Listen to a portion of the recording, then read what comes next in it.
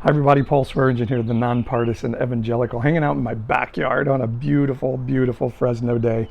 Like I said, my name's Paul. I'm the nonpartisan evangelical. I'm a licensed evangelical minister, former leader of an evangelical church for 10 years. I like to talk about issues of politics and religion, and something that's been really heavy on my heart, particularly here in Fresno, where we've seen sort of some outbreaks of unrest around the COVID virus, is I'm asking the question of how did we get this divided as a people, where even whether to wear a mask or not is becoming a political choice. I've seen the stats, and it says a Republican is much more likely to not wear a mask than somebody who's on the more progressive side of things.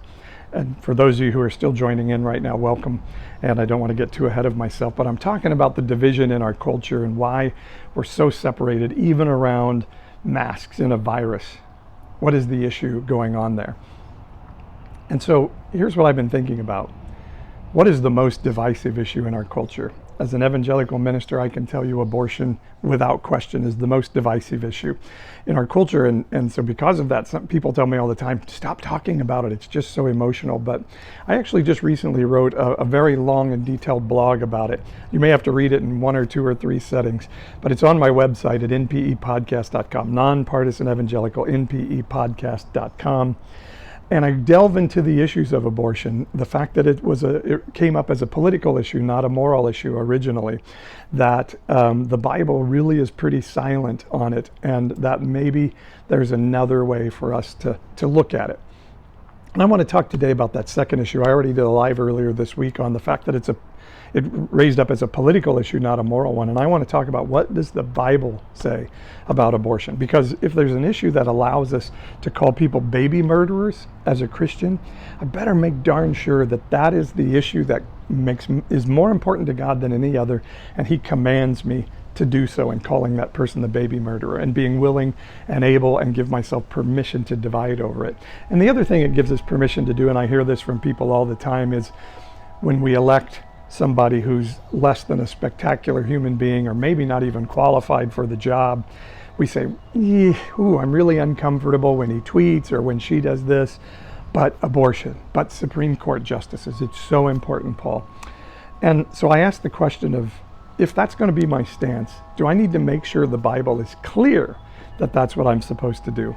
And I don't think the Bible is clear on it at all. What does the Bible say about abortion? Well, let me tell you something that may be a little shocking to some of you. It actually says nothing about abortion at all. The topic is never covered.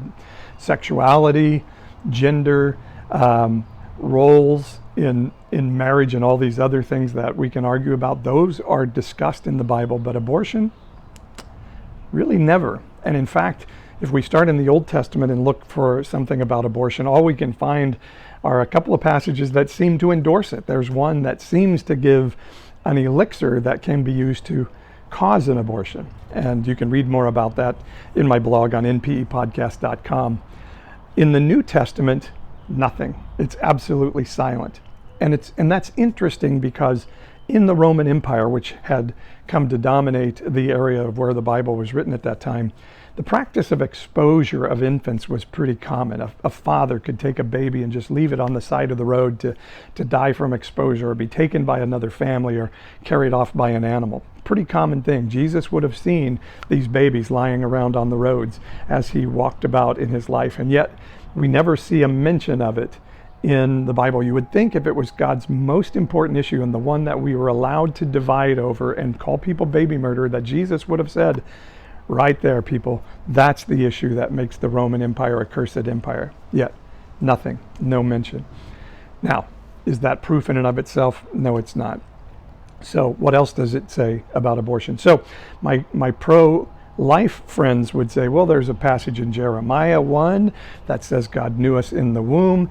There's a passage in Luke that says Jesus' cousin John leapt in the womb when he heard that his Aunt Mary was pregnant, and that he was given a gender in the womb. But are those commands and imperatives for us to be one issue voters in America? And that does that prove that it's the most important issue on God's heart when there are hundreds and hundreds of verses saying take care of the poor and the widow and the marginalized and the foreigner?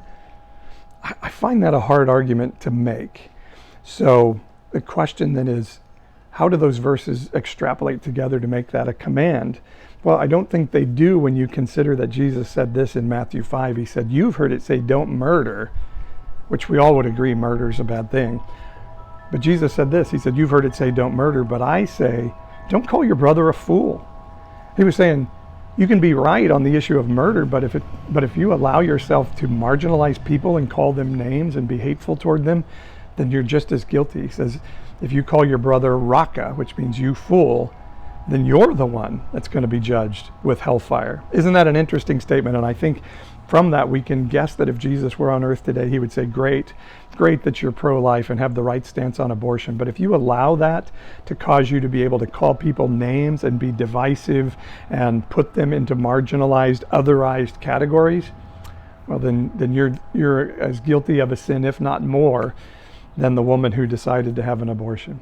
I think there's a better way we can approach this. And I talk about that in my blog. You can go read the rest of it. I'll do another live next week where I'll talk about some of the solutions. But I'll just give you a quick preview. I believe that if we decided to lay down the political battle as Christians and as right-wingers and as conservatives, we might be able to actually approach a solution around the idea of, hey, let's start to take down the number of unwanted pregnancies. And by the way, that's already a number that's going down in the millennial generation and tends to go down in Democratic administrations and come back up during Republican administrations, but that's another blog you can read on my site. But couldn't we all come around the idea of let's do whatever it takes to limit unwanted pregnancies? And isn't that something that we have the tools to work on as Christian people, rather than condemning women for getting themselves into a distressing situation and wanting to criminalize them for making a decision around that? Wouldn't it be better to come alongside and say, how can we help? And we have some ideas. I'll talk more about that in my next live, or you can read about it in my blog on my website at npepodcast.com. That's Nonpartisan Evangelical, npepodcast.com. I hope you have a great weekend. I know it's getting tough staying inside. I know we're getting a little bit fried with each other. I know conspiracy theories are popping up all over the place, but let's stay hopeful. Let's stay trusting each other, and let's keep walking this thing out together. npepodcast.com is my website. By the way, I have a new novel. I would love for you to buy it on there. It's called Joseph Comes to Town, When the Religious Right Goes Religiously Wrong. And yeah, I'd love for you to buy it because I need new shoes. No, I'm kidding. Because it's just a great story about how a mindset gets on us and we start believing we have to act a certain way for God. And then when we discover a different way to interact with whatever that creator of the universe looks like out there, we start to behave differently as well. So I'd love for you to check it out. It's npepodcast.com. The novel is Joseph Comes to Town, When the Religious Right Goes Religiously Wrong.